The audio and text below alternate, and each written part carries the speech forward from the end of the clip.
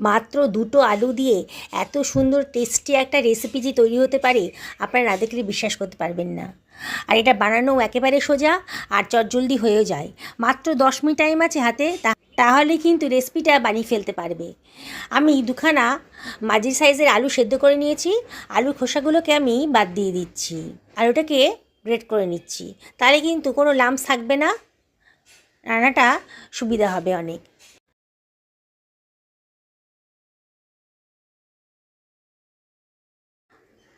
আলুটা গ্রেট করা হয়ে গেছে। আমি এখানে একটা অর্ধেক পরিমাণ গাজর নিয়েছি, গাজরের খোসাটা বাদ দিয়ে দিয়েছি। আমি যে পরিমাণে বানাচ্ছি আগেই বলেছি, যাতে আমার পুরো গাজরটা দরকার হবে না। গাজরটা অনেক বড় ছিল বলে আমি অর্ধেকটা নিয়েছি। গাজরটাকেও আমি গ্রেট করে নিচ্ছি। এটা গ্রেট করা হয়ে গেছে।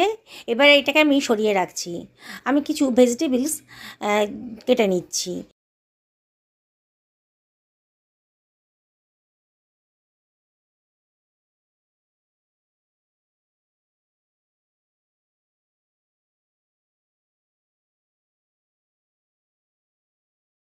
আমি আলু সেদ্ধ আর গ্রেট করা গাজরটা যে ছিল তার ভেতরে দিয়ে দিলাম পেঁয়াজ কুচিটা ওই পাত্রের ভেতর। এবার দিয়ে দিচ্ছি ক্যাপসিকাম কুচিটা। এবারে এর ভেতর দিয়ে দিচ্ছি টমেটো কুচি, কাঁচা লঙ্কা কুচিটাও দিয়ে দিলাম। এবারে এর ভেতর দিয়ে দিচ্ছি কেটে রাখা ধনে পাতাটা। সব কিছু ভেজিটেবলসই যেগুলো আমি কেটে রেখেছিলাম সবগুলো দেওয়া হয়ে গেছে। এবার কিছু মশলা দিতে হবে।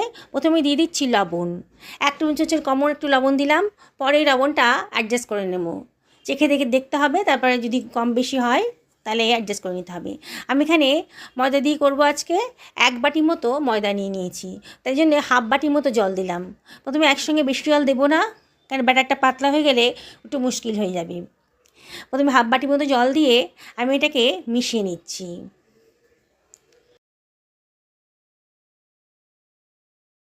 পেরই জলটা নিলাম, মানে 1 বাটি ময়দার জন্য 1 বাটি জলই ব্যবহার করেছি।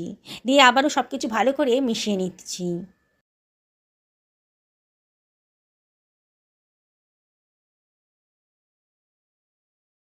1/4 টেবিল চামচ মতো গোটা জিরে দিয়ে দিলাম এর ভেতরে। আর দিয়ে দিচ্ছি একটুখানি চিলি ফ্লেক্স, দেখতে ভালো লাগবে। ঝালটা কম হবে কিন্তু কালারটা খুব সুন্দর আসবে। এবারে এর ভেতর দিয়ে দিচ্ছি 1 টেবিল চামচ মতো চিনি। চিনিটা দেওয়ার চেষ্টা করবেন, যদি পছন্দ না হয় তাহলে বাদ দেবেন। আর এর ভেতর দিয়ে দিচ্ছি 1 টেবিল চামচ মতো গুঁড়ো দুধ, খুব সুন্দর একটা টেস্ট আসবে। হাতে ডোলে 1/4 টেবিল চামচ মতো জোয়ান দিয়ে দিলাম। জোয়ানটা দিলে পরে কিন্তু অমল গাছটা কম হয়, এই জন্য জোয়ানটা দেওয়ার চেষ্টা করবেন, স্বাস্থ্যকর জোয়ান। এবারে সব কিছু আবারও ভালো করে মিশিয়ে নিচ্ছি। অনবরত নেড়ে নেড়ে খুব সুন্দরভাবে মিশিয়ে নিতে হবে। নিজেরাই বুঝতে পারবেন নাড়তে নাড়তে যে এটা বেশ ফেনা মতো বেরিয়ে গেছে, মানে সুন্দরভাবে মেশানো হয়ে গেছে, মিশে গেছে সব কিছু ভেজিটেবলস। দেখুন আমার কিন্তু একটা স্মুথ ব্যাটার তৈরি হয়ে গেছে, দেখেই মনে হচ্ছে যে ব্যাটারটা রেডি হয়ে গেছে। এবার 1/4 টেবিল চামচ মতো খাওয়ার সোডা এর ভেতর দিয়ে দিলাম। আর এটাকে অ্যাক্টিভ করার জন্যে সামান্য একটু জল দিয়ে দিচ্ছি, তাহলে সোডাটা তাড়াতাড়ি অ্যাক্টিভ হয়ে যাবে। এবার সব কিছু ভালো করে মিশিয়ে নিচ্ছি। ঠিক ভাজার আগের মুহূর্তেই কিন্তু সোডাটা দেবেন। সোডা না থাকলে আপনারা খাওয়ার সোডাটা দেবেন আর কি। খাওয়ার সোডা যদি না থাকে তাহলে ইনোও দিতে পারেন, 1/2 টেবিল চামচ মতো ইনোও দিতে পারেন। দেখুন কতটা স্মুথ আর ফ্লাপি হয়ে গেছে ব্যাটারটা। এবার এটাকে সরিয়ে রাখছি। এবার গ্যাস ওভেনে একটা ফ্রাই প্যান বসিয়ে দিয়েছি। ফ্রাই প্যানটা যখন গরম হয়ে গেছে তখন এখানে একটু অয়েল ব্রাশ করে দিচ্ছি। এই রেসিপিটা বানাতে কিন্তু খুব সামান্য পরিমাণ অয়েলেরই প্রয়োজন হবে। দেখুন একটু অয়েল ব্রাশ করা হয়ে গেছে। এটা ননস্টিক ফ্রাই প্যান, যদি আপনারা তাওয়াতে করেন তাহলে একটু অয়েলের পরিমাণটা একটু বেশি লাগবে, ননস্টিকে একেবারে কম লাগবে। এবার 1 হাতা মতো ব্যাটার নিয়ে আমি ফ্রাই প্যানের ভেতর দিয়ে দিচ্ছি। বেশি বড় বড় করব না, ছোট ছোট করছি। দেখুন আমি আমার যে ফ্রাই প্যানটা আছে তাতে আমার 3খানা ভালোভাবে হয়ে গেছে। 3 হাতার মতো ব্যাটার নিয়ে 3টে ছোটো ছোটো প্যানকেক মতো বানিয়ে নিলাম। নিয়ে এবার ঢাকা দিয়ে দিচ্ছি। মিনিট খানেক লাগবে। মিডিয়াম টু হাই ফ্লেমে রেখেছি, একটু চেক করার জন্য ঢাকাটা তুলে নিয়েছি। দেখুন জালিদার কেরম হয়েছে, আবারও আরেকটু হবে, ঢাকা দিয়ে নিলাম। আপনাদের কিন্তু ঢাকা খুলে খুলে দেখতে হবে যে ঠিক মতন ওপরটা যদি শুকিয়ে যায় তাহলে বুঝবেন যে হয়ে গেছে। এবার দেখুন ওপরটা কিন্তু একেবারে শুকিয়ে গেছে, মানে তলাটাও আমার হয়ে গেছে। এবার ওপর থেকে একটুখানি অয়েল ব্রাশ করে দিচ্ছি। এই অয়েলটা না ব্রাশ করলেও হবে, যেহেতু ননস্টিকে করছি আমার দরকার ছিল না, তাও আমি একটুখানি দিলাম, একটুখানি অয়েল ব্রাশ করে দিলাম। দেখতে ভালো লাগবে আর খেতেও খুব সুন্দর লাগবে।